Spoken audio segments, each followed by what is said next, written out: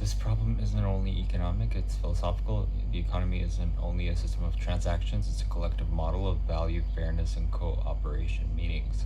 When citizens internalize that every interaction is opportunity for extraction on a quantum level, traction declines. One has bad intent and pollution occurs, and then the mental space of society as well.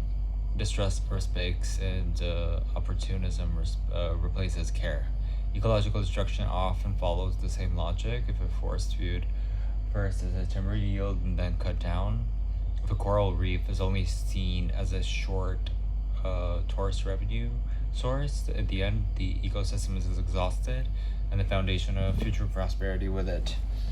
To aggressively monetize nature, one destroys the very source of value itself. Wealthy countries like Australia didn't become rich through moral perfection or refusing to charge fees.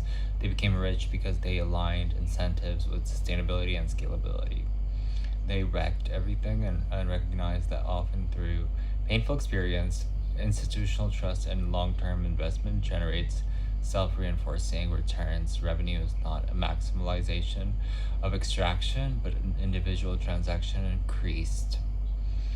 By increasing this number of transactions per second, there's an ethical dimension that kicks in when society is internalizing permanent and has a dignity thing, sincerity thing, and a regulation thing rather than protection. Entrepreneurs get access controlled, and progress no longer appears as a result of excellence but of control. Yet another philosophy is possible. Imagine a coastal city that reduces arbitrary fees, standardize parents, and reinvest revenue into reinforce and mental protection. A vision of such can stay longer and return recommended to others. Revenue increases, and not because each guest is charged more, but because the place is easier to love.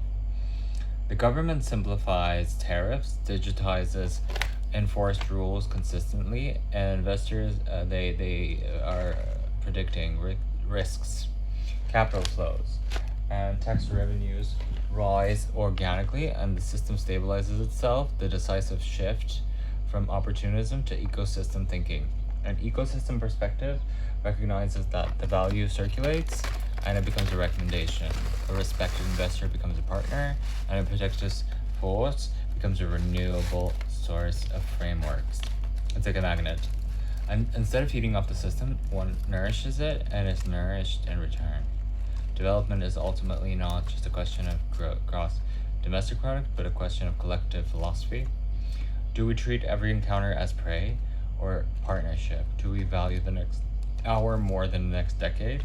Do we see land, people, and reputation as things to be cultivated or consumed? Economic progress is not only the accumulation of capital, it's the cultivation of trust, a thought to extend it.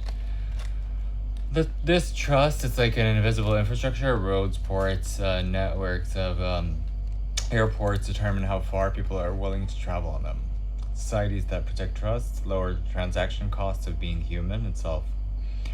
So in that cost following, creativity, cooperation, and transparency expand almost quietly as if growth within and naysayers of all sorts. If you want, I can also reshape this into a speech, an essay, or a manifesto landing. Isn't it strange how whenever one goes to a holy mountain buried alone, there are no properly marked trails? You have to hire a local guy, pay fee here and another there, perhaps two more, and the path is path. And instead of access control on Australia, you pay a guidance, mediocre, constraint, a joint muted. You leave with a sense of irritation and you do not return. You do not recommend the country. And so it remains, and social practices of hindrances. There is a recurring paradox in many developing countries. In an attempt to extract as much value from scarcity, they often reduce the value of what they possess. Not because people are malicious, not because decision makers are fundamentally incapable, but because short-term extraction becomes the guiding philosophy. It's a long tour and once in a simple hike, clearly paths and lily pads, she's told that she cannot enter the mountain alone. Local guides are mandatory. A fee here, an additional ticket there. perhaps a special permit, and no clear signage, no accessible trails, but a system of barriers. One pays, yet the experience loses its ease, and the viewer remains beautiful. And it's clouded by returns less authentic, and one does not recommend the place. In the long run, the country loses more than it gained in a short term. And fragile economies go up, the monetization of encounters, and is confronted with a cascade of fees: parking fees, camera fees, conservation fees, local guide fees, special. A foreign investor counters not a clear legal framework, but opaque tariffs and formal, arbitrary permits, and in this it's understandable.